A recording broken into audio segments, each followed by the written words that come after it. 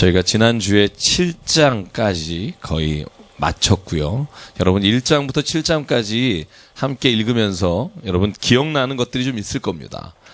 이 민수기나 또 신명기나 우리가 계속 말씀을 볼 텐데 이렇게 쫙 연관해서 생각하기가 쉽지 않습니다. 제가 성경을 읽으면서도 야 이게 이런 게 있었나 이럴 때가 있습니다. 여러분도 아마 그럴 겁니다. 이거 내가 여러 번 읽었는데 그런데 자세히 읽다 보면 이런 내용이 있었나?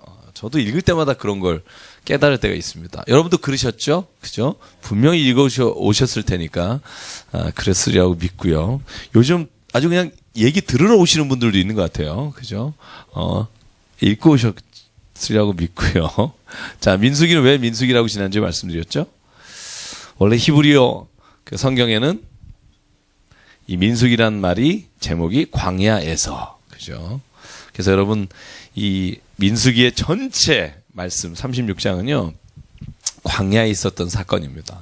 가나안 땅에 들어가기 전 혹은 막 들어가 진군할 때. 그래서 왜 셉투아진트 70인역이나 아니면 그 라틴어 성경에는 이 민수기라고 돼 있을까? 왜 그렇다 말씀하셨죠? 인구수를 셌으니까. 역시 간식을 하시면 이렇게 머리가 좋아지신다. 이스라엘 백성의 인구를 2번 셌죠. 우리가 앞에 한 번 셌죠. 2장에서 몇 명이었죠? 하여간 60만쯤, 그죠? 60만 3,550명. 그리고 26장에 한 번 더 셉니다. 그런데 그때 셀 때는 사람이 다 달라졌다 그랬죠. 40년 광야 생활을 마치고 이전에 모든 사람은 다 죽고 여호수아와 갈렙을 제외하고 그리고 숫자가 늘지가 않아요. 그때도 60만. 제가 얼추 계산해 봤더니 1820명이 줄어요. 1820명. 집에 가서 계산해 보세요. 네, 제가 볼 땐 그렇습니다. 그래서 민수기는 그렇게 이스라엘 백성이 광야에서 40년을 지냈던 이야기다 말씀드렸고 7장의 내용은 여러분 이제 8장에 넘어갈 텐데 기억하십니까? 어떤 내용이 있었는지. 거기에 하나님께서 특별히 이스라엘 백성에게 감독된 자들이 어떻게 예물을 드려야 되는지 한 말씀이 1절부터 쭉 있습니다. 7장 1절부터 쭉 있는데 그중에 제가 여러분에게 말씀드린 건 7절, 8절, 9절 게르손과 무라리와 고핫 이 레위 자손의 세 아들을 그 집안별로 성막과 성물을 담당하게 했는데 무라리한테만 수레를 4과 소 8마리를 줬다. 고핫은 안 줬다. 왜? 어깨로 메고 다녀라. 그래서 직분이나 하나님이 맡기신 일에 하나님이 합당하게 사람의 능력을 주시고 그 사람의 길을 인도하신다는 말씀을 제가 드렸고요. 7장 마지막 절 볼래요? 마지막 절 89절 굉장히 깁니다. 89절만 함께 읽겠습니다. 시작. 모세가 회막에 들어가서 여호와께 말하려 할 때에 증거계 위 속죄서 위에 두 그룹 사이에서 자기에게 말씀하시는 목소리를 들었으니 여호와께서 그에게 말씀하심이었더라. 아멘. 그러니까 모세는요 자기가 하나님하고 말씀을 나누기 위해서 회막에 들어가면 하나님이 그곳에서 말씀해 주셨습니다. 늘. 여러분 하나님 말씀을 늘 들으십니까? 늘.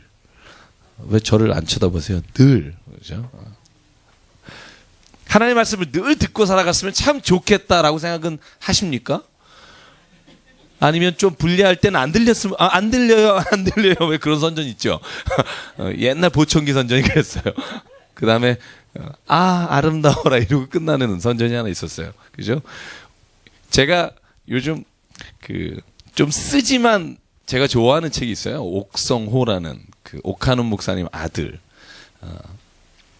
마케팅에 물든 기독교 뭐 이런 책을 쓰다가 요즘 시리즈로 또 나오기 시작한 게 있습니다. 5월 30일 날. 그러니까 뭐 최근에 그래서 레드 그다음에 블랙 이래서 쭉 나오는데 갑각류 크리스찬이라는 혹시 읽어보셨습니까? 그분은 아버지가 돌아가셔서 좀 편한지 할 얘기 다 하시는 분입니다. 할 얘기 다 하시는 집사님인데 돌아가시고 나서 사랑의 교회 국제훈련원 출판 그 전체를 맡고 있습니다. 그러면서 할 얘기를 다 하는데 그분의 말씀 중에 그런 게 있어요. 제가 요즘 레드 편을 읽고 있는데 이런 말이 나와요.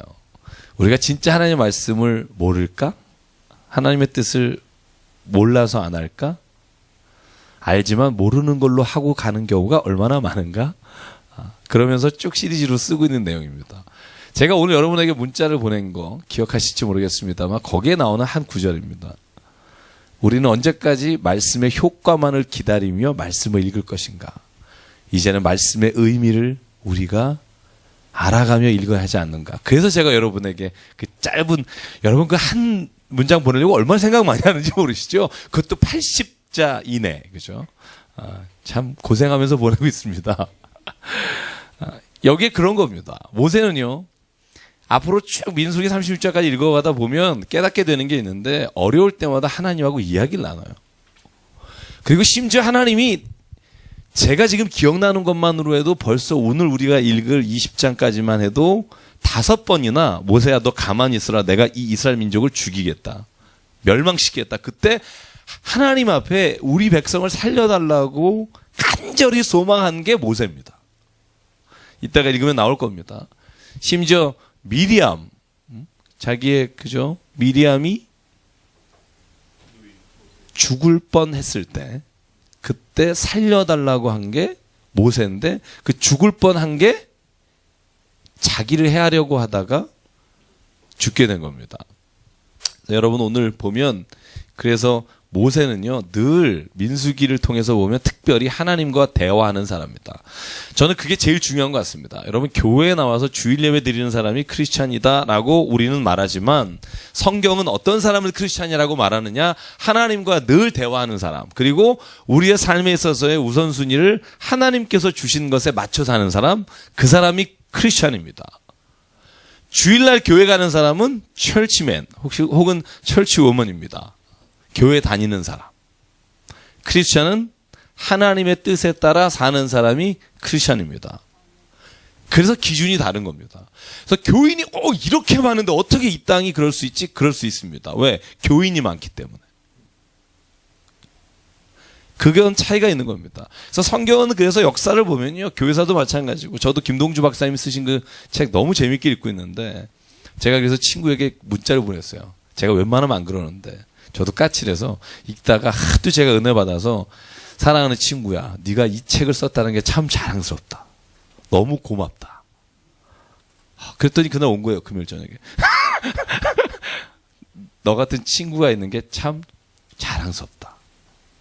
제가 읽으면서 깨달은 게 있어요. 기독교 역사는요, 정말 많은 사람들의 수에 의해서 역사의 물줄기가 흘러간 게 아니라 하나님의 부르심을 받고 그의 뜻대로 살아간 사람에 의해서 역사의 물줄기가 흩어졌고 방향을 바꿨다는 겁니다.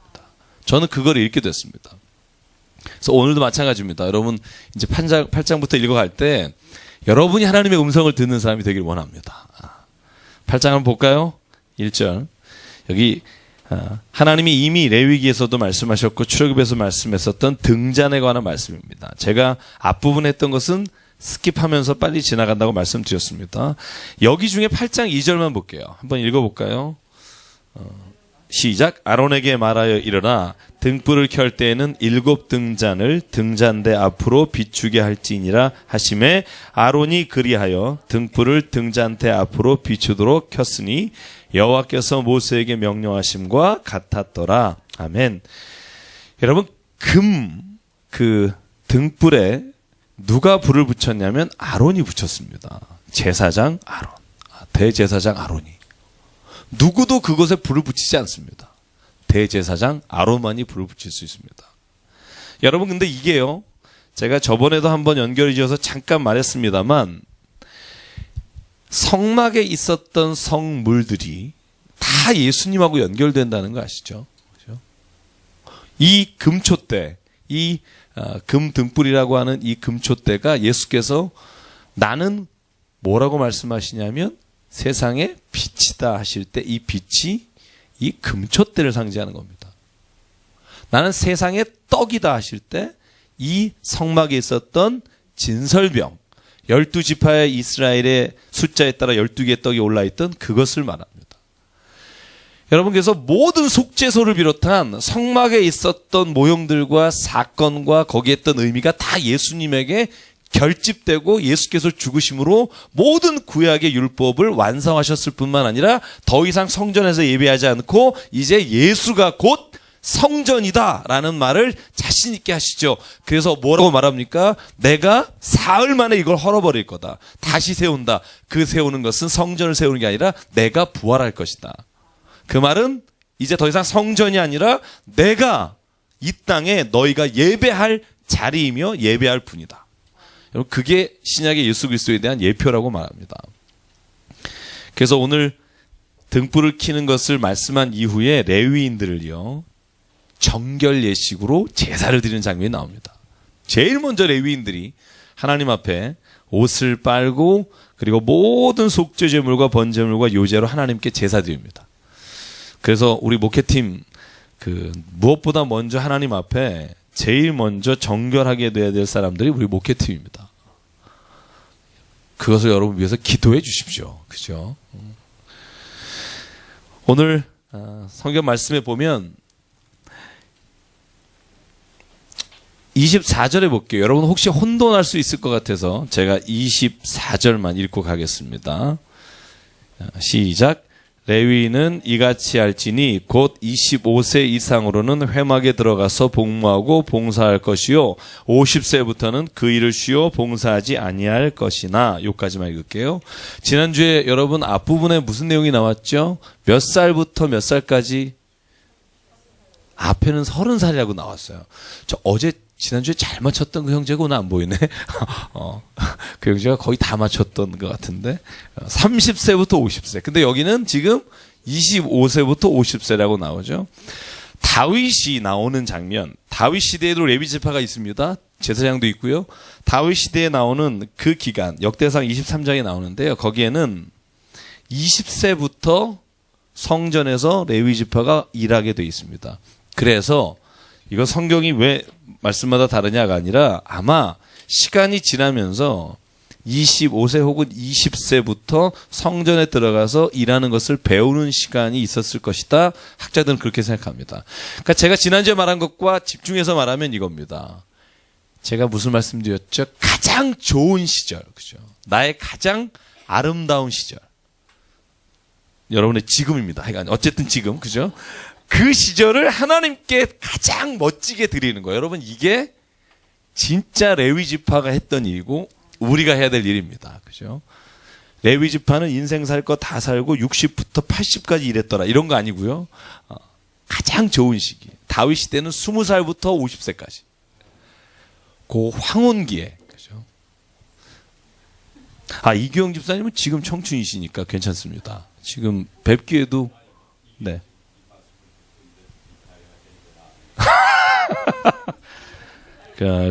그렇구나. 내가 또 잘못했구나. 그렇구나. 하여간 그러면 이렇게 하도록 하죠. 여러분들은 20살에서 50살까지를 일하도록 시키십시오. 네, 질문.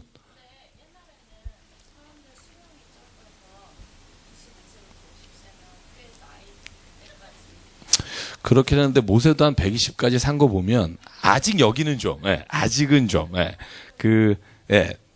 나이가 조금 보면 아론도 그렇고 그 나이가 좀 한 100세까지 산 것 같아요. 그래서 조금 근데 이런 걸 아셔야 돼요. 레위 지파가 50세 이후엔 그러면 팔짱 놓고 있었냐? 그게 아니죠. 성전 안에서 일하는 일만, 그죠? 그 밖의 일이 얼마나 많은지 모릅니다. 그렇죠. 풀 뽑고 청소하고 이런 일을 이제 전념하셔야 되고요. 그렇죠. 좋은 말씀을 스스로 하셨네요. 주신 말씀 감사합니다. 네. 제 요지는 그런 겁니다. 제 요지는 정말 목사도 그런 것 같아요. 목사님들이 70 넘어서 열심히 일하려고 할 때는 분란을 일으켜요. 지금 많은 서울에 있는 교회가 95세 넘으신 할아버지가 나오셔서 70살 먹은 아들에게 잘못 물려줬다고 회개하면 뭐 할 거예요? 아니 이미 끝났는데 4월에 은퇴하실 분인 은퇴하셨어야 되는 분을 이제 후회합니다. 이러지 말고 가장 좋은 때, 가장 자신이 귀한 자식이나 귀한 시간을 드리는 게 가장 멋있다는 거죠. 그죠? 저는 그래서 그 목사님들, 제가 개인적인 겁니다. 이건 여러분 뭐 누구에게 적용하지 마십시오. 저는 개인적으로 이런 생각해요. 70이 가까워지면 인생에 다른 일을 하면서 살아야 된다. 그렇죠? 그러니까 저는 뭐 그래서 목사를 안 하고 뭐 이제는 교회를 안 다니는 얘기다 이런 얘기가 아니라 이제 정말 이끌어갈 사람을 앞세우고 정말 나는 다른 일을 통해 하나님을 전하는 일을 준비하자. 저는 그래서 약간 비밀입니다만 얘기는 하죠. 약간 궁금하게 공부하고 있습니다. 제가 하고 있는 게 있습니다. 제가 10년을 딱 준비하고 있는 게 있어요. 뭐 하고 싶은 게 있어요. 저는 할 겁니다.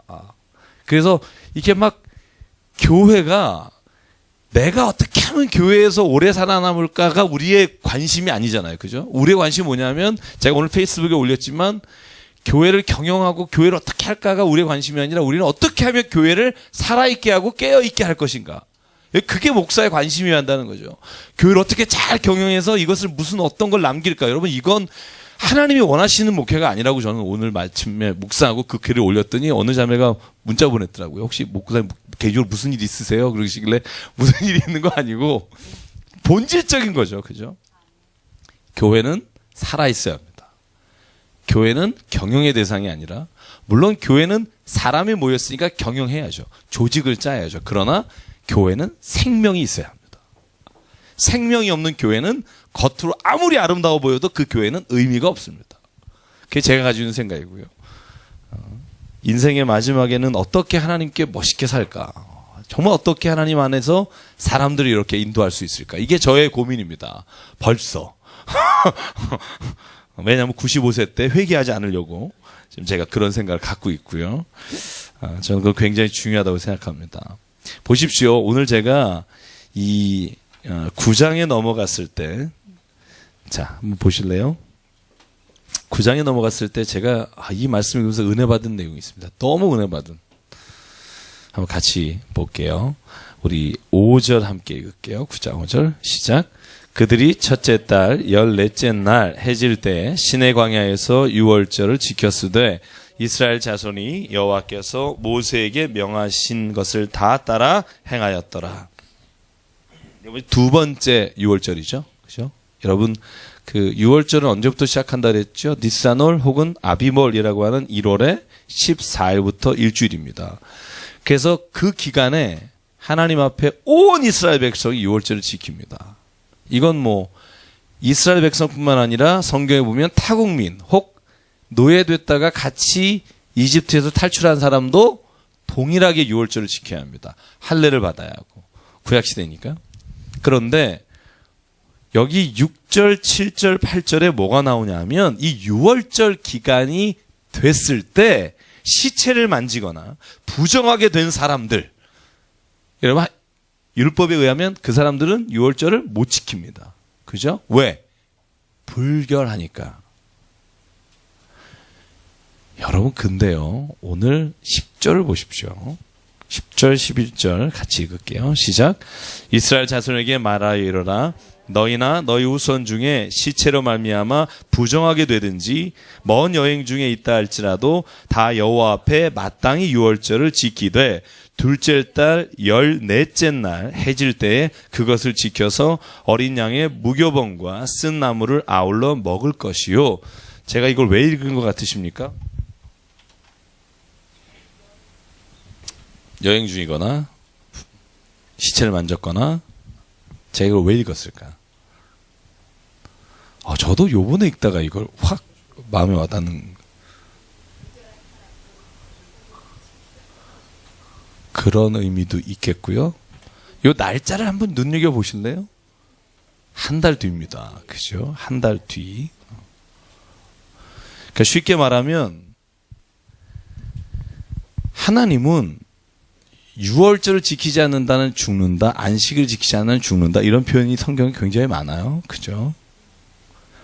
근데 하나님은요, 제가 믿는 하나님은 아무 이유 없이 정말 지킬 수 없는 상황에 있는 사람들이 못 지켰을 때 죽이는 분이라고 저는 믿지 않아요.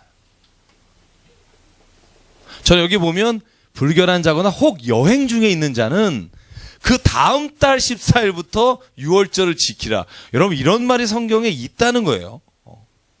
그러면 뭘 알 수 있어요? 만약에 6월절이나 안식일을 지키지 않아서 죽은 사람이 있다면 하나님 앞에 그 어떤 변명도 할 수 없을 만한 그런 사람이 이 율법에 의해서 죽임을 당하는 사람이다라고 생각해도 저는 된다고 믿고 싶어요. 또 하나님이 왜 이렇게 구약에 많이 죽였냐 그러니까 저는 이 본문을 읽으면서 무슨 생각했냐면 창세기 3장에 왜 아담과 하와가 하나님의 뜻을 거역하고 창세기 4장에 가인과 아벨이 서로 제사를 드리는데 하나님이 아벨 것 받으시고 가인 것 안 받으니까 가인이 아벨 죽이잖아요. 그때 왜 하나님은 가인 것 안 받으셔서 가인이 아벨을 죽인 다음에 왜 또 가인을 또 살려주시고 막 이런 복잡한 상황들이 막 이해할 수 없는 부분들이 굉장히 많잖아요. 저는 이걸 딱 하나로 우리가 생각해 보면 이 본문에 맞대서 분명히 가인은 아벨과 제사 드렸을 때 본인도 알 수 있을 만큼 하나님 앞에 제사를 드린 것이 하나님 받을 수 없는 제사를 드린 겁니다. 그러니까 하나님은 어쩔 수 없이 가인의 제사를 받고 싶으셔도 아인의 제사밖에 받을 수 없었고 그걸 시기하는 마음으로 가인이 아벨 죽였으나 하나님은 이 가인을 사랑하시기 때문에 가인을 죽일 수 없었던 것이고요. 저 이 뒤에 이런 비슷한 상황이 나온다는 거 아십니까? 또 이런 상황이 나옵니다. 가인과 아벨처럼. 좀 이따 보시면 아마 아실 거고요. 그래서 오늘 성경에 보면요. 여러분 우리가 율법을 적용한다 할 때 이 율법은 과거의 구약의 적용이고요. 지금 우리가 믿고 있는 교리라든가 아니면 신앙에 있어서 때로는 저는 이런 걸 봐요. 뭐냐 하면 너무 지나치게 율법 이상으로 요즘은 교리에 집착하는 신앙이 많습니다. 교리는요, 가이드라인입니다. 이렇게 걸어라는 거지, 그걸 안 지키면은 하나님께서 멸절한다거나 그런 게 교리가 아닙니다. 교리는요, 원래 성경에도 없는 겁니다. 이 말은 성경에서 교리를 쭉 베낀 게 아니라 성경에 있는 내용 중에 우리가 믿어야 될 것들을 교리로서 신앙의 고백으로 빼놓은 겁니다. 삼위일체 이런 말 성경에 없잖아요. 하나님도 하나님이시고 성부 하나님, 성자 하나님, 성령 하나님, 그러니까 이 세 분이 한 분이구나.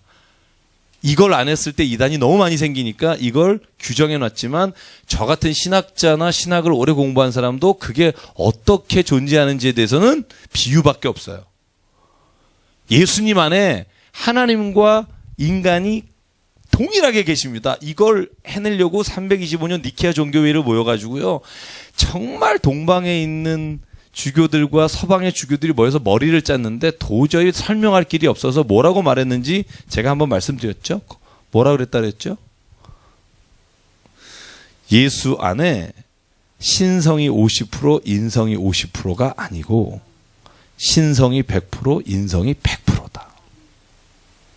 그게 도대체 무슨 말인지는 몰라요.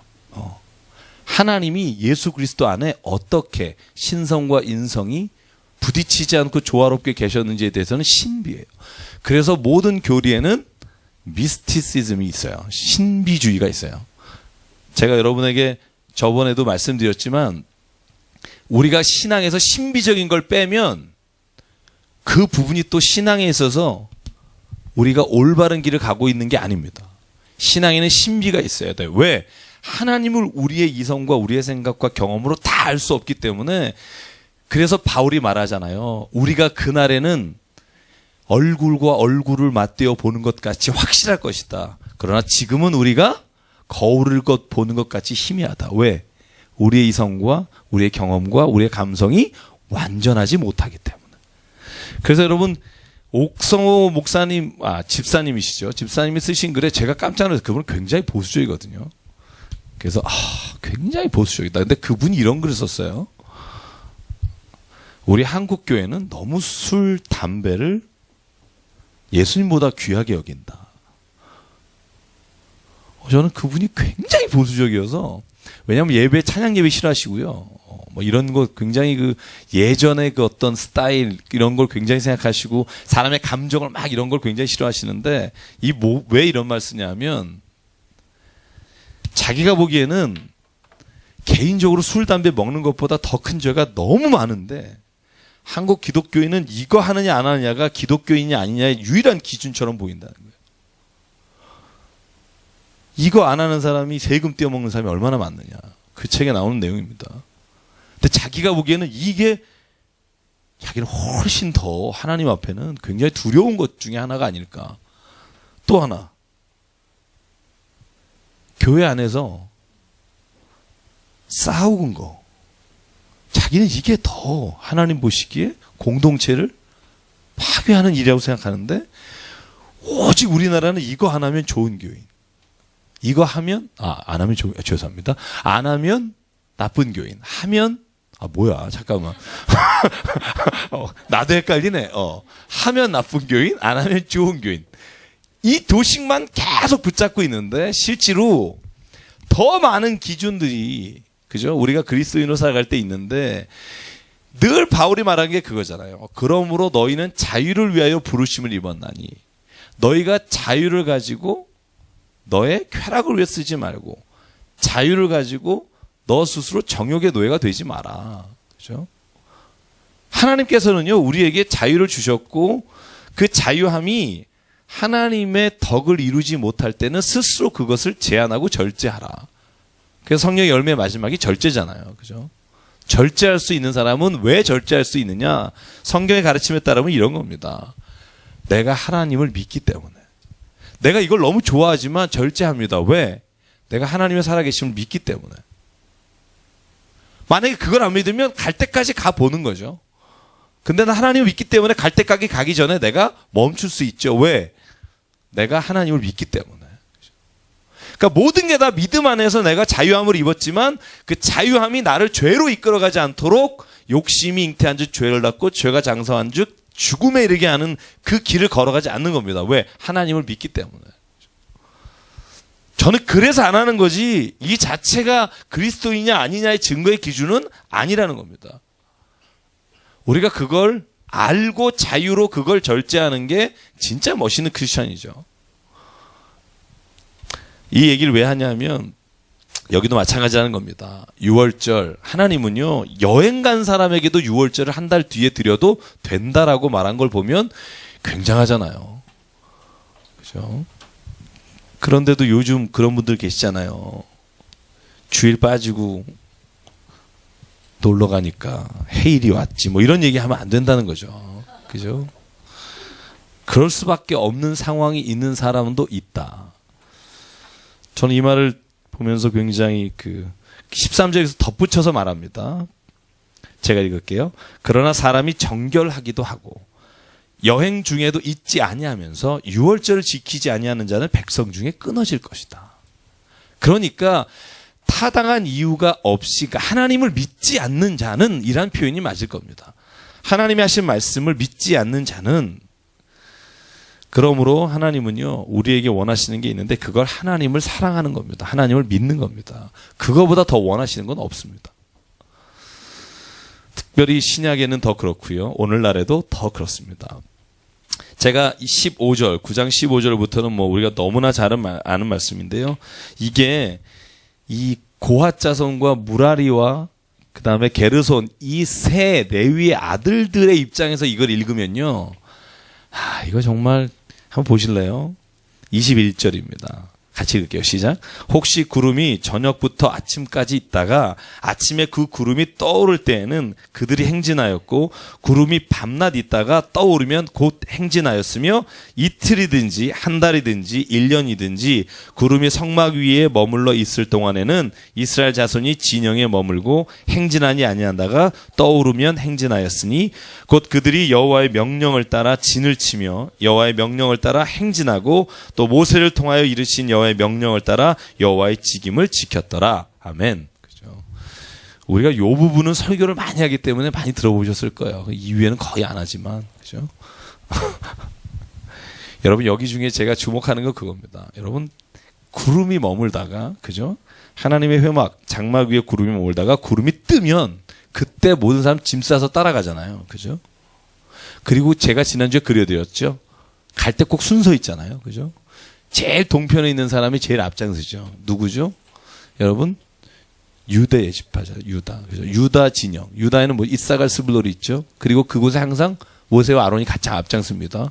그 다음에 성물을 담당한 사람, 성막을 담당한 사람이 그 다음에 따라갑니다. 그죠? 게르손. 그죠? 무라리가. 그 다음에 남쪽과 그 다음에 서쪽에 있는 사람이 따라갑니다.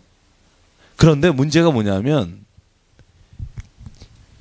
아침에 구름이 떠올라요. 저녁까지 있다가. 그리고 다시 구름이 멈춰요. 그러면 여러분 성막이 얼마나 큰지 아시죠? 거의 50m 되고요. 그 말뚝하고 기둥들 뽑아가지고 정리해서 싸서 또 건들면 죽어요. 그러니까 안 건드리고 매서 가다가 멈추면 서서 다 짐 풀르고 싸다가 어머 또 가네 그러면 또 싸고 가는 거예요. 제가 이걸 보면서 무슨 생각했냐면 하나님 말씀에 순종하기가 이거보다 힘들진 않을 거다. 하루 만에 만약에 멈췄다 가면 야 진짜 저는 성질냈을 것 같아요.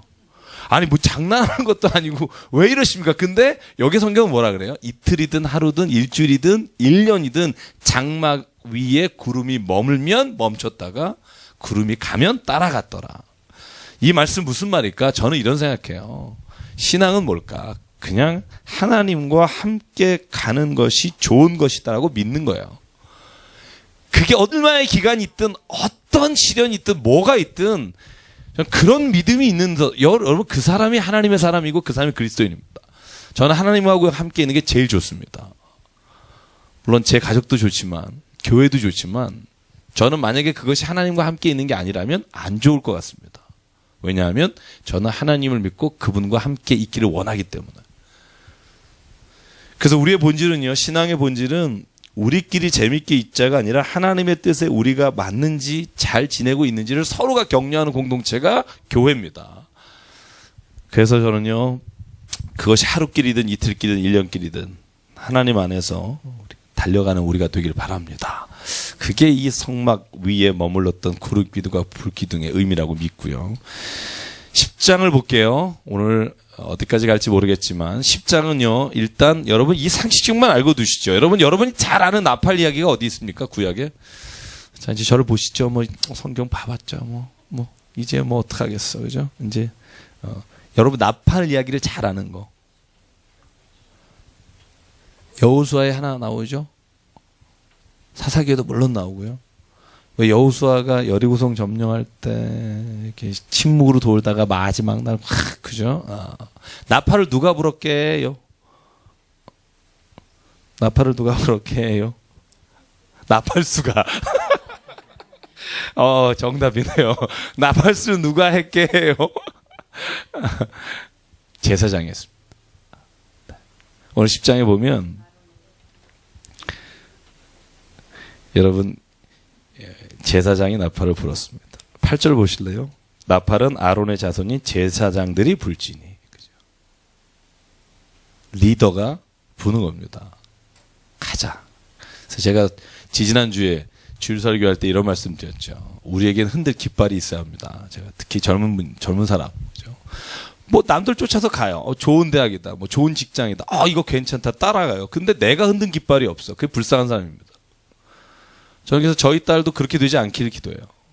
따라가는 게 아니라 내가 진짜 인생에서 이거 흔들다 죽으면 여한이 없겠다. 여러분 이 깃발을 줘야 됩니다. 그럼 얼마나 행복해요. 뭘 하든. 저도 마찬가지입니다. 저도 만약에 누구를 따라가서 뭐 해라 그러면 어느 정도 된다. 나는 못 견딜 것 같아요. 내가 흔들 깃발을 하나님 주십시오. 내가 이거 흔들다 죽겠습니다. 그러니까 남 따라가는 깃발이 아니라 내가 흔들 깃발을 하나님께 내게 주십시오라고 기도하는 우리가 되기를 바랍니다.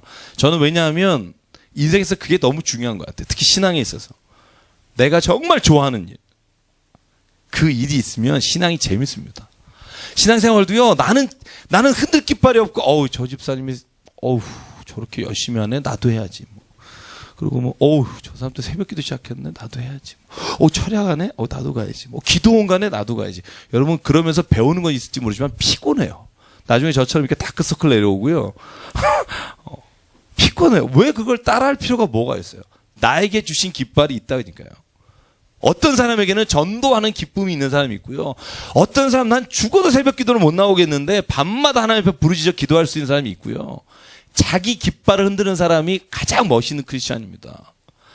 나는 정말 말씀을 읽고 너무 하나님 앞에서 살아가고 깨닫는 게 너무 좋다. 그게 자기의 깃발이에요. 모든 사람이 다 새벽 예배부터 철야 기도까지 다 나와서 일사불란하게 움직이는 교회 누가 좋아할까요? 목사가 좋죠. 제가 농담으로 말합니다만 제가 좋은 날 요번에 할 때도 그런 얘기 했어요. 공연할 때 사람이 많이 있는 것과 조금 있을 때 기분이 어떠니? 얘기하더라고요. 조금 있으니까 힘이 안 난대요. 저번에 우리 경험 있었죠? 저쪽 갔을 때 연락이 안 돼가지고 사람이 별로 없었어요. 노래하기 싫어요. 마찬가지입니다. 사람은요, 자기가 사람이 많을 때 힘이 나고 그런 건 있어요. 그런데 중요한 건 뭐냐면 교회는요, 은사와 자기가 하나님 앞에서 받은 것을 가지고 최선을 다하는 곳입니다.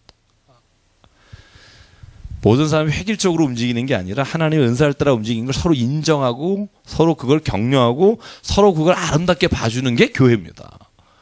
그러니까 중보 기도하는 분은 정말 거기에 목숨을 걸고 하나님 앞에 기도할 때 하나님이 응답하시는 걸 보면 그 기도에부터 헤어나올 수가 없어요. 그건 그 깃발입니다. 우리 교회의 중보 기도를 깨는 깃발. 와, 저는 그런 사람이 우리 교회에 있었으면 좋겠습니다. 몇 분이 되든지. 그렇다고 또 저 집사는 또 중보 기도 안 나온다 이러지 말라는 거죠. 왜? 하나님이 때가 되면 그 사람에게 말씀하시는 일이 있어요. 저는 그걸 믿어요. 제가 원하는 거, 자기가 깨달았을 때 그것을 최선을 다하는 사람, 그 교회가 가장 행복한 교회입니다. 남을 보지 말고. 저 요즘 중보 기도가 너무 좋아요. 뭐 이렇게 아무도 안 나와도 지금 뭐 한 달째 뭐 둘이 세 명 그저 하잖아요. 근데 좋아요. 왜?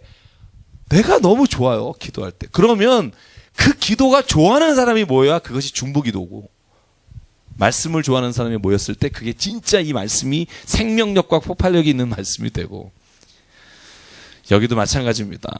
나팔을 부는데요. 첫 번째 나팔을 불면 성경에 이렇게 쓰십니다. 2번 크게 불면 온 회중이 모이라. 한 번 불면 지휘관들이 모여라. 그리고 동쪽으로 행진하면 첫 번 크게 불면 동쪽 진영이 행진하고 두 번째 크게 불면 남쪽 진영이 행진해라. 이 모든 것에 규칙과 규율이 있다는 겁니다. 그렇죠? 모든 모임엔 마찬가지입니다. 우리 교회도 그런 규칙과 규율이 있고요. 그걸 따라가는 것도 중요하다고 생각합니다. 잘못된 건 바꿔야 하지만, 제가 진영은 안 그릴게요. 이 민수기 10장 11절부터는요, 제가 지난주에 그려드렸던 행진할 때 도표가 여러분 그려드렸던 기억이 납니다. 10장 29절, 성경을 잘 아는 사람이 질문할 만한 내용입니다. 그냥 짚고 넘어갈게요. 여러분, 모세의 장인 이름이 뭐죠? 말하세요. 이드로. 그 다음에 또 여기 뭐라고 나오죠? 르우엘. 그 다음에 사사기, 혹시 뭐 열심히 읽으신 분 사사기에 나오는 말씀 있죠? 뭐라고 나오죠? 사사기 4장에 이렇게 나오죠? 호밥이라고. 그죠? 그죠? 여기는 뭐라고 나와요? 호밥이 brother-in-law예요. 그죠? 그죠? 그러니까 뭐라 그러죠? 그걸? 처남인가? 네, 처남 정도 되죠. 그러니까 이름이 3개가 나와요. 근데 사사기 4장 11절은요, 호밥이라고 이름 나온 것은 이 장인어른과 그 다음에 처남이라는 히브리어가 자음이 똑같아요. 여러분 다 김진사 목사님이 말씀하셔서 배우셨을 텐데, 이 모음이라는 건 AD 6세기에서 9세기에 미소라 학파가 붙인 거예요. 그전에는 모음이 없어요. 자음만 있는데 두 단어가 똑같은 자음이에요. 그러니까 모음을 어떻게 붙이냐에 따라 처남이 될 수도 장인이 될 수도 있어서, 이 호밥이라는 단어는 일단 처남의 이름을 그곳에 잘못 기록한 것으로 보고요. 이드로라는 이름과 르우엘이라는 이름이 2개를 쓰고 있습니다. 성경에 이런 사람 많죠? 이름 2개인 사람? 야곱도 이스라엘이었고요. 그죠? 성경에 보면 한 8, 9명이 그런 이름이 나옵니다. 요셉도 이집트에 이름이 있었죠. 그죠? 그러니까 실제로 이 두 이름이 여러분 보실 때 헷갈리시는 분이 있을 텐데, 이 두 이름이 거의 이드로가 제일 많지만 르우엘이라는 이름도 굉장히 많이 나옵니다. 요셉의 이름은 뭐 사브낫 바네야, 그다음에 기드온의 이름 여룻바알, 그죠? 이런 이름들이 두 가지를 가지고 있었던 사람이 많았다는 거고요. 자, 10장 33절 보죠. 3일 길을 갑니다. 그곳에 가서 이제 그곳에 진영을 짜고 쉬게 되는 것까지가 10장이고요. 자, 11장부터는 이제 여러분 드라마틱한 얘기들이 14장까지 전개됩니다. 여기가 재밌습니다. 오늘 여기가 아마 핵심일 겁니다. 그죠? 그러나 여러분이 이제 귀를 기울여야 됩니다. 이 두 지명이 나옵니다. 첫 번째 나온 지명이 뭐죠? 다베라. 다베라라는 뜻은 진멸하다는 뜻입니다. 소멸하다는 뜻. 왜 이런 뜻이 나오죠? 여기에 이야기가 어떻게 전개됩니까? 백성이 원망합니다. 그러니까 백성이 모세에게 뭐라고 원망하냐 하면, 여기에 자세한 내용은 안 나옵니다만 이 광야 가운데 나와서 이 광야 가운데 죽게 하느냐, 이런 이야기들을 아마 모세와 하나님 앞에 항의하고 부르짖을 때, 원망할 때, 그때 모세가 하나님께 기도하니까 불이 꺼지고 그곳에서 다베라라 불렀으니 이는 여호와의 불이 그들 중에 붙은 까닭이었더라. 불로 사람이 죽게 되는 일이죠. 그래서 이 다베라란 지역이 성경 안에 어딘지 찾아봤더니 잘 안 나와요. 어딘지 지금 지명을 찾기가 참 어렵습니다만, 어쨌든 그 다음에 바로 또 어떤 일이 있냐면 오늘 11장 4절부터 꽤 긴 절까지 11장 35절까지 이야기입니다. 여러분, 이 이야기는요 굉장히 중요하게 우리가 알고 있는 딱 한 구절 외우는 말씀이 있어요. 이 내용은 잘 몰라요, 여러분. 장단컨대. 그런데 아는 성경 구절이 있어요. 11장 23절. 거기만 한번 읽어볼까요? 그럼 생각날 거예요. 아, 들어봤다. 11장 23절 시작. 여호와께서 모세에게 이르시되 여호와의 손이 짧으냐, 내가 이제 내 말이 내게 응하는 여부를 보리라. 그래서 여호와의 손이 짧으냐, 너희를 구원한다, 이런 얘기가 성경에 몇 번 나오는데 그 대표적인 본문 중에 하나입니다. 여러분, 이 이야기가 어떤 이야기인 줄 아십니까? 그죠? 오늘 성경에 보면, 자, 11장 4절을 잘 보세요. 거기에 누가 나오나? 거기에 이스라엘 백성이 아니라 누가 나오죠? 이스라엘 백성 중에 섞여 사는 다른 인종들이, 이건 아까 제가 여러분에게 말씀드렸던 이집트를 나올 때, 그때 성경에 보면 유대인만이 아니라 노예로 함께 있었던 자나 어떤 누구든 다 동참할 사람은 동참하라 그랬죠. 그 대신 너희가 할례를 받고 하나님의 거룩한 백성이 되면. 그래서 히브루라는 뜻이 원래 핫부루, 핫비리 뭐 이런 단어인데, 우리나라 말로 이렇게 멋지게 번역한 분이 있었어요. 뜨내기 인생. 히브루라는 뜻이 그겁니다. 그래서 히브리 민족, 이런 뜻이 그건데, 그 중에 다른 민족들이 욕심을 내는 겁니다. 욕심을 내서 모세에게 뭐라고 말하냐 하면, 자, 보시죠. 11장 5절. 우리가 애굽에 있을 때는 생선도 먹었고, 오이도 먹었고, 참외도 먹었고, 부추도 먹었고, 파도 먹었고, 마늘도 먹었고, 참 많이 먹었네요. 그런데 여기서는 만나밖에는 내가 보지 못했다. 자고 일어나면 만나. 여러분, 만나를 몇 년 먹죠? 40년 먹어요. 여러분, 만나는요 무슨 과일이라고 할 수도 없고 이슬과 함께 내리는, 그죠? 그냥 하얀색 이런 그죠? 뭐 여기 뭐 무슨 유와 같은 것이다 돼 있는데, 이것만 먹으니까 미치겠다는 거죠. 이걸 먹으려고 광야를 나왔냐, 이런 거죠. 여러분, 그럴 때요 모세가 하나님 앞에 나가서 이제 하나님께 이제 더 이상 이제 막 이 백성의 편을 들다가 이렇게 말합니다. 11장 15절. 여러분, 유명한 사람은 이런 얘기 한 번씩은 해봤습니다. 같이 읽어볼게요. 시작. 주께서 내가 이같이 행하실진대 구하옵나니 내게 은혜를 베푸사 즉시 나를 죽여 내가 고난당함을 내가 보지 않게 하옵소서. 죽여주십시오. 나 이렇게 힘든 거 내가 보기도 불쌍합니다. 이런 거예요. 여러분, 이런 연민이에요. 나를 죽여서 내가 고생하는 거 내가 좀 안 보게 해주십시오. 열왕기상 19장 생각나죠? 누구죠? 엘리야. 그죠? 여러분, 아합 왕과 이세벨에게, 특히 이세벨이 나와서 너 죽인다 그러니까 그 광야 먼 길을 걸어가서 하나님 앞에 이렇게 기도하잖아요.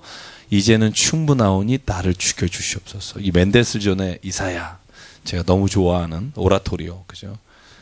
It is enough. 이렇게 시작하는 겁니다. 충분합니다. 죽여주십시오. 저기서 제가 너무나 좋아해서 여러분 디스카우 이번에 돌아가셨습니다. 디스카우. 얼마 전에 돌아가셨는데 그 유명한 바리톤 피셔 디스카우의 음반으로 된 엘리아스가 있어요. 멘델스존. 혹시 저는 교보문고하고 아무 상관이 없습니다만 정말 한번 들어보셔서 그 트랙의 그 뒷부분에 나오는데요. 이렇게 눈물이 나요. 듣고 있으면. 왜냐하면 엘리야가 그 850명의 선지자를 다 물리치고 그럼에도 불구하고 그 한 여인이 자기를 죽인다. 아직까지도 하나님을 배반할 뿐만 아니라 자기를 몰라주는 사람이 죽인다는 그 한마디에 먼 길을 걸어가서 하나님 앞에 죽여달라고 하는 그 목소리가 이게 여러분 이 죽여줍니다는 그래서 저는 엘리야만 한 줄 알았는데 모세도 근데요 이 말하기 전에 이 앞에 이야기가 더 마음이 아파요. 내가 얘네를 낳습니까? 뭐 이런 거예요. 한번 보실래요? 12절 보실래요? 같이 읽어볼게요. 시작. 이 모든 백성을 내가 배었나이까? 내가 그들을 낳습니까? 어찌 주께서 내게 양육하는 아버지가 젖 먹는 아이를 품듯 그들을 품에 품고 주께서 그들의 열조에게 맹세하신 땅으로 가라고 하십니까? 이제 못하겠습니다. 죽여주십시오. 여러분 이게 리더의 마음인 것 같아요. 이끌어가는 사람의 마음. 굳이 이걸 안 해도 되지만 하나님 내가 이걸 해야 됩니까? 그런데 자꾸 이런 사람들이 왜 끊이질 않습니까? 이젠 죽여주십시오. 그때 하나님이 뭘 하시는 줄 아십니까? 보세요. 자, 보십시오. 여기를 보십시오. 이제 성경 읽어봤자 지금 피곤할 때가 됐어요. 조금씩. 육신에 먹을 걸 가지고 다른 이방 민족, 이방 사람들이 같이 합류한 사람이 원망합니다. 그러니까 모세가 그 말을 듣다가 내가 이들을 낳습니까? 내가 이들을 데리고 왜 가나안 땅에 들어가야 됩니까? 날 죽여주십시오. 그 다음에 하나님이요 모세에게 말합니다. 70명의 지도자를 모아라. 잘 보십시오. 육신의 것으로 구합니다. 시작합니다. 원망합니다. 먹을 거. 특히 만나만 계속 먹으니까 먹을 것 때문에 구합니다. 그때 모세가 실망합니다. 그런데 하나님이 모세를 70명을 불러서 그 장막 가운데 거하게 하시고서 뭘 주시는 줄 아십니까? 뭘 주시죠? 읽으신 분? 이제 메추라기를 좀 이따 주죠. 주긴 주는데 곧 맨 다음에 메추라기를 주죠. 아주 질리게 줍니다. 주셔도. 하나님 그런 분이에요. 그 중간에 뭐가 있죠? 70명을 불러서 성령을 주십니다. 영을 부어주십니다. 저는 이 본문 읽으면서 뭘 깨달았냐 하면 정말 중요한 겁니다. 우리 사람은요, 잘 보세요. 저나 여러분의 경험이 같은지 봅시다. 육신의 것으로 인해 실망하고 지치고 쓰러져요. 실족하고 사람 때문에 넘어지고 돈 때문에 힘들고 저희도 지금 또 그런 일이 좀 있어서 그죠? 뭐 있습니다. 늘 그런 게 있죠. 근데 하나님은요, 우리가 그것 때문에 쓰러졌다고 분명히 아시지만 하나님의 관점은 달라요. 하나님은 그것 때문에 쓰러진 게 아니라는 거예요. 너의 믿음이 하나님 앞에서 쓰러졌다고 보시는 거예요. 그게 왜 확실하냐 하면 정말 제가 기도하면 제가 하나님 앞에 나오면 문제는 아무것도 변하기 없는데 내 마음에는 하나님이 주신 평화가 너무너무 넘쳐 흘러요. 제가 요즘 그래요. 무슨 이야기인지는 제가 예를 들 수 없지만 그러면 오늘 하나님의 치료법이 맞는 거예요. 70명을 불러라. 그리고 하나님의 영을 부어주시니까 그 사람들이요 하나님의 영을 체험하고서 심지어는 어떤 사람은 예언까지 해요. 그리고 나니까 하나님이 메추라기를 주십니다. 그러니까 하나님은요 우리가 육신적으로나 세상의 것으로 인해 지쳐있거나 실망하거나 실족했거나 사람을 낭망할 때 그걸 바꿔주신다고 우리가 회복된다고 생각하지 않으시고요. 우리가 하나님하고의 관계가 회복되면 그 나머지 문제의 결과에 상관없이 우리는 다시 일어날 수 있다는 겁니다. 그게 하나님이 생각하시는 사람의 치료 방법이세요. 우리의 생각과 달라요. 저는 그래서 많은 사람들을 하나님 세우실 때 이 방법을 쓰십니다. 베드로에게도 그랬겠고요. 베드로가 두려웠잖아요. 무서웠잖아요. 근데 하나님은 베드로가 예수를 따라가지 못하고 두려워하고 무서워할 때 뭘 주세요? 성령을 주세요. 변한 건 아무것도 없어요. 무슨 뭐 로마 사람들이 마음이 착해져서 이제는 베드로나 바울을 이제 건드리지 않겠다고 사도행전 3장에 말하지 않아요. 똑같아요. 상황은 똑같고 예수를 죽였던 자가 제자들을 죽이려고 하고, 근데 사도행전 1장 2장에 성령을 체험하니까 사도행전 3장에 보면 베드로가 길가에 나가서 금가오는 내게 없거니와 내게 있는 것을 너에게 주는 예수 이름으로 일어나 걸어라 말해요. 왜? 베드로에게 다시 살아난 게 있어요. 영입니다. 하나님의 영이 살아나면 돼요. 저는 그래서 우리가 하나님의 영이 살면 우리의 다른 모든 것들이 우리의 눈이 열려 바라볼 수 있는 눈을 주신다고 믿습니다. 저는 그게 우리에게 주신 하나님의 영적인 기쁨입니다. 그리고 나서 하나님은요, 원망했던 사람들은요, 하나님의 방법으로 다루십니다. 근데 재밌는 게 하나 있습니다. 그게 뭐냐면, 자, 그 중간에 26절에 보면 이름이 둘 나와요. 엘닷과 메닷. 엘닷과 메닷. 뭐 관심 있는 분 외우시고요. 딱 한 번 나옵니다, 성경에. 어떤 사람이냐 하면 잘 보세요. 성령이 임했습니다. 어디에? 여호와의 장막에. 근데 영어 성경 보면 정확해요. 뭐 장막, 회막 이러니까 헷갈리는데, 진영 헷갈리는데, 장막이라고 불린 앞에 거는요, 70인이 있었던 것은 더 텐트예요. 대문자. 타버너클이라고 하죠. 성막이에요. 뒤에 이 엘닷과 메닷이 있었던 곳은 어디냐면 더 캠프예요. 사람들이 머무는 곳이에요. 그런데 거기에 두 사람이 갑자기 일어나더니 성령을 체험하고 예언하기 시작해요. 그러니까 작은 아이가 와서 모세에게 말하기를, 쟤는 저러면 안 되는데. 왜냐하면 하나님의 장막에 있는 사람만 지금 성령을 체험해야 되는데, 저 캠프에 있는 두 사람이 갑자기 일어나더니 성령으로 막 예언하고 다닙니다. 저 사람을 좀 중지시키십시오. 누가 그래요? 여호수아가 말해요. 그때 모세가 뭐라 그래요? 너가 저 사람들이 성령을 체험하는 거로 시기하느냐? 그들도 성령으로 여호와께서 그의 영을 그의 모든 백성에게 주사 다 선지자가 되게 하시기를 원하노라. 아멘. 모세는, 저는 이게 참, 저는 그래서 요번에 읽으면서 또 깨달은 건, 모세는 진짜 리더다. 정말. 백성을 죽이고 너를 내가 건져내서 너를 데리고 가겠다 할 때 항상 놉니다. 이 백성이 가지 않으면 나는 안 가겠습니다. 나를 지옥에 넣으실지라도, 생명책에서 이름을 지우실지라도 나는 이 백성과 함께 가겠습니다. 야, 저는 이게 모세 리더십이라는 거죠. 저도 이렇게 돼야 하는데. 그죠? 그런 생각, 읽으면서 하는 데까지만 이렇게 생각은 했어요. 아직 좋아졌죠, 많이? 이렇게 해야 되겠다. 이런, 아직 잘 모르겠어요. 어쨌든 이렇게 해야 된다. 이런 생각 가지고 있는데, 이게 제가 존경하는 우리 김중희 목사님 항상 이런 표현 쓰세요. 성령의 민주화다. 성령을 모든 사람이 체험할 수 있게 모세는 하나님의 뜻에 따랐다는 겁니다. 지금 그래서 신약이 그런 때라는 거죠. 누구에게 특별히 성령이 임하는 게 아니라 모든 사람에게 하나님이 성령을 보여주시사 꿈을 꾸게 하시고 비전을 갖게 하신다. 그렇죠. 그래서 그러나 그곳에서 메추라기가 다 내려서 1인당 10호멜, 그러니까 2.2km, 굉장히 많은 거죠. 모든 사람이 그걸 다 걷게 돼요. 수확하게 됩니다. 그리고 난 다음에 원망했던 자는 그곳에서 재앙으로 죽게 됩니다. 이런 표현이 있어요. 메추라기가 이 사이에서 껴있을 때 죽는다. 이러지 맙시다. 이러면, 근데 저는 이걸 보면서 무슨 생각했냐면요.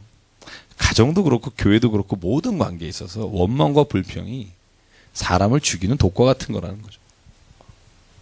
저는 이 두 가지는 진짜 안 할 수는 없겠지만, 야고보가 말하는 것처럼 너의 혀에 재갈을 물리지 않으면 정말 여호와께서 너를 기뻐 받으시지 않는다는 말씀이 정확하다는 거예요. 저는 교회를 하면서 가장 힘들 때가 뒷얘기할 때입니다. 다른 사람 얘기할 때. 그때 굉장히 아파요. 힘들고. 그리고 기도가 나와요. 왜 다른 사람 이야기를 할까? 제가 며칠 동안 제가 한번 스스로 연구해봤어요. 생각해봤어요. 이유가 딱 하나예요. 꿈이 없어서 그래요. 진짜 인생에 있어서 내일, 모레, 막 일주일 내가 할 꿈이 있다면 다른 사람 얘기할 시간이 없어요. 왜?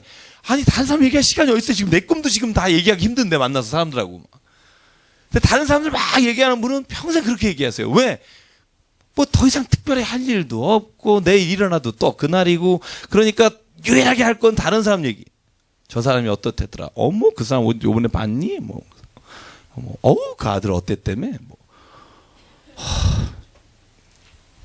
그래서 여러분에게 꿈을 드립니다. 하나님 안에서 꿈꾸십시오. 그러면 내가 그것을 하고 싶다 안 하고 싶다가 아니라 하나님이 그 모든 것들이 기억나지 않게 하십니다. 그게 은혜예요. 안 하려고 애쓰는 거 하나님이 그걸 불쌍하게 보시고요. 안 하려고 애쓰지 말라는 거예요. 하나님의 일을 열심히 하면 다른 것들이 기억이 안 나게 하시는 거. 그게 하나님의 은혜입니다. 하나님의 방법이고요. 안 하려고 애쓰면 제가 늘 말하잖아요. 주야로 묵상하게 돼요. 그 인간 주여, 그 인간 용서하게 도와주십시오. 그러면 다음날 아침에 생각하면 주여 용서, 그러지 마요. 다른 일을 하세요. 그 아침마다 생각하면 그거 아주 막 계속 생각나서 힘들어요. 그러지 말고 하나님의 위대한 꿈을 꾸십시오. 그러면 내게 있는 모든 연약함과 나약함과 내게 있는 성격 혹은 성품의 부족함이 예수 그리스도의 이름으로 덮어집니다. 그게 은혜인 거예요. 제가 우리 교회는 그런 분이 없다고 믿고 있고요. 앞으로도 없을 거라고 믿고 있고요. 네. 영원히 없기를 바라고 있고요. 네. 그래서 저는 이 이야기를 통해 여러분에게 오늘 성령이 우리에게 임하기를 원합니다. 그죠? 모든 사람이 하나님의 성령으로 말미암아 이 모든 주어진 성경을 기쁨으로 받아들일 수 있는 사람. 그래서 오늘 23절이 나온 겁니다. 그때 모세가 나가서 외칩니다. 여호와의 손이 짧아서 너희를 구원하지 못하는 게 아니다. 이 말은 성경에 가장 많이 나오는 표현이고 이스라엘 혹 유대인의 관용어구와 같은 겁니다. 하나님의 능력을 의심하는 자에게 하나님의 손이 짧아 너희를 구원하지 못하는 것이 아니다. 여러분 그 말을 우리가 오늘도 기억했으면 좋겠습니다. 당신이 어려움 가운데 있습니까? 힘든 가운데 있습니까? 하나님의 손이 짧아 구원하지 못하는 게 아닙니다. 우리가 그 손을 잡으려고 하지 않기 때문입니다. 그걸 바라볼 수 있는 사람이 믿음의 사람입니다. 눈을 열어주십시오. 그 기도가 제일 우리에게 필요한 것 같고요. 12장 아까 말씀드린 대로 미리암과 아론이 모세가 구스 여인과 결혼한 것으로 인해 그를 비난하다가 특히 미리암 누이가 그 문둥병에 걸리는 사건입니다. 여러분 이걸 가지고 저도 자세하게 여러 주석을 봤습니다만 이 부분에 대해서 왜 미리암이 어떤 사유가 있어서 모세를 비방했고 모세가 어떤 사유가 있었는지에 대한 자세한 내용은 안 나옵니다. 마치 창세기 4장의 가인과 아벨 이야기처럼. 그런데 이것만은 확실합니다. 미리암과 아론은 범죄했습니다. 어떻게 알 수 있느냐? 아론이 말합니다. 몇 절이냐? 성경 보실래요? 12장 11절입니다. 같이 읽을게요. 시작. 아론이 이에 모세에게 이르되 슬프도다 내 주여 우리가 어리석은 일을 하여 죄를 지었으나 청하건대 그 벌을 우리에게 돌리지 마소서. 여러분 하나님이 가인에게 하신 말 기억하시죠? 네가 죄가 없다면 어찌하여 네가 얼굴낯을 나에게 들지 못하느냐? 그렇죠? 오늘 미리암도 마찬가지입니다. 미리암이 문둥병 걸렸을 때 아론이 말합니다. 모세여 우리가 어리석은 일로 죄를 범하였으니 청컨대 우리를 용서해 주십시오. 무슨 일인지 정확히 모르지만 여러분 구스라는 말은 이디오피아입니다. 그죠? 흑인이죠. 구스 사람. 그러면 그래서 이 구스 여인은 모세가 아내로 맡았다. 영어 성경은 정확히 와이프라고 되어 있습니다. 여기는 여자를 취하였다 이렇게 되어 있는데 구스라는 여인과 결혼했는데 이스라엘이 가나안 땅에 들어갈 때 결혼을 금지한 이방인과의 혼인 금지를 내렸을 때 이방인은요 가나안의 7족속입니다. 여부스 족속, 블레셋 족속 여러분 아시죠? 그죠? 그래서 이 구스 사람은 아마 주석가들에 의하면 그 구약성경 신학자에 의하면 하나님이 이방인으로서 절대 결혼하지 말라고 하는 여인의 범죄에 들어가지 않습니다. 그러니까 이유는 모르지만 모세가 결혼했을 때 아론과 미리암이 시기하는 마음으로 이 결혼에 대해서 마음속에 원망을 하며 모세를 저주한 장면입니다. 그럴 때요 오히려 모세는요 성경 한번 보실래요? 12장 5절에 12장 3절과 5절을 보면 오히려 모세는 어떻게 했다? 온유함을 지면의 모든 사람보다 더하였다. 그러니까 모세는 그 일에 대해서요 대적하거나 싸우거나 뭐 이렇게 뭐 하고 있지 않는데 여호와께서 내려오십니다. 하나님이 내려오셔 하신 말씀이 뭐냐면 아론과 미리암을 부르신지라 두 사람에게 나아가매 이르되 내 말을 들으나 너희 중에 선지자가 있으면 나 여호와가 환상으로 나를 그에게 알리기도 하고 꿈으로 그와 말하기도 하거니와 내 종 모세와는 그렇지 아니하니 그는 내 온 집에 충성함이라. 그러니까 잘못된 것이 있으면 내가 말하지 않았겠느냐. 그리고 나서 오히려 여호와께서 9절에 그들을 향하여 진노하시고 떠나고 미리암이 나병에 걸립니다. 모세는 어떻게 하는가 볼까요? 모세는요 13절입니다. 같이 읽죠. 시작. 모세가 여호와께 부르짖어 이르되 하나님이여 원하건대 그를 고쳐 주옵소서. 그죠? 저는 모세를 가끔 제가 설교할 때 모세는 아주 이런 사람이다라고 설교한 걸 주의 이름으로 회개합니다. 저는 이렇게 못하지 않을까. 저를 향해 원망하거나 불평하거나 혹은 저주한 사람을 향해서 하나님이 청하건대 그를 고쳐주십시오. 저는 이 마음은 참 쉽지 않은 겁니다. 그런데 오늘 모세가 그런다는 거죠. 성경에서 그러면 우리도 그래야 한다는 거죠. 그러는 자에게 오늘 성경이 말하죠. 온유함이 지면을 덮는다. 얼마나 좋을까. 그런 성품이 있는 사람이라면. 여러분의 교회에 있는 리더들 또 저를 비롯한 많은 분들이 이런 온유함이 있기를 기도해 주시기를 바랍니다. 그러면 행복할 것 같아요. 교회 모든 교우들이. 그렇죠? 자, 오늘 문제의 초점을 보면 모세는 온유했다는 거고요. 그럼에도 불구하고 그를 고쳐달라고 기도했다는 겁니다. 그래서 미리암은 일주일 만에 그 문둥병에서 낫게 됩니다. 그리고 나서 이스라엘 백성은 오늘 가나안 정탐을 하는 장면이 13장, 14장입니다. 제가 이걸 못 끝내겠지만 시작은 할게요. 그죠? 딱 1시간을 만 하겠습니다. 보통 제가 요즘 녹화한 거 보니까 딴 땐 76분 뭐 이런데 딱 60분 이렇더라고요. 굉장히 좋으시죠? 그죠? 왜 이래요? 좀 여러분 너무 잘하는 얘기니까 그냥 스토리텔링으로 갈게요. 12지파가 있고요. 가네스 바네아 지도 잠깐만 볼게요. 혹시 가능하다면. 네. 12지파 중에 한 명씩 대표를 뽑았습니다. 그리고 이제 마지막 여러분 보시면 그냥 안 내려도 될 것 같은데? 내려야겠다. 그죠? 좀 흐리죠? 제가 요거만 보고 넘어갈게요. 지금 어디까지 갔는지 무엇을 하고 있는 장면인지 헷갈리잖아요. 또 그냥 그래서 제가 말씀을 드릴게요. 자, 이제 홍해 건넜고요. 쭉 왔습니다. 여기가 시내 광야의 시내산입니다. 여기서 뭘 받았냐 하면 율법을 받았죠. 2번 돌판을 받죠. 1번 깨뜨리고 금송아지를 백성이 만들었을 때 그 받고 나서 간 데가 아까 다베라입니다. 원망한 곳. 그리고 난 다음에 오늘 아까 하세롯에 이르더라. 그 장면이 이제 바로 그 다음 장면이고 오늘 13장이 어디냐 하면 쭉 올라갔습니다. 그래서 이 가네스 바네아라고 하는 소위 이스라엘의 그 영토를 말할 때 저 위에 요 갈릴리 위에 단부터 부엘세바까지라고 말합니다. 여기를 우리가 흔히 이스라엘 유대 땅이라고 불러요. 이 바로 초입에 있는 땅이 가네스 바네아입니다. 여기서 12명의 정탐꾼을 가나안 땅으로 보내는 겁니다. 어디로? 헤브론. 이 헤브론 지역까지 보내는데 여기에 12명이 갑니다. 각 지파에 한 명씩. 유다의 사람은 누구죠? 갈렙이죠. 그 다음에 에브라임 사람이죠. 맞죠? 여호수아. 원래 호세아인데 모세가 그 이름을 여호수아라 불렀더라. 여호수아라는 이름이 누구랑 똑같은 이름이라고 말씀해 드렸죠? 예수라는 말과 똑같은 뜻입니다. 우리를 구원하신다. 하나님 우리를 구원하신다. 똑같은 말입니다. 히브리어와 그죠? 언어의 차이입니다. 여호수아 곧 예수입니다. 그래서 이곳에 올라가 봤는데 5가지를 정탐하라고 명령을 내려요. 오늘 성경에 뭐라고 나와 있느냐? 거기가 강한지 약한지 많은지 적은지 좋은지 나쁜지 진영인지 산성인지 비옥한지 메마른지 그죠? 그런데 오늘 갔다 온 사람들이 보고를 하는데 10명은 비관적인 아주 비관적인 보고를 하고 2명은 그럼에도 불구하고 굉장히 긍정적인 답을 가져온 게 이 유명한 정탐꾼의 이야기입니다. 자, 이제 올려주시죠. 마지막 이야기만 하고 마칠게요. 자, 이거 올리셔도 될 것 같아요.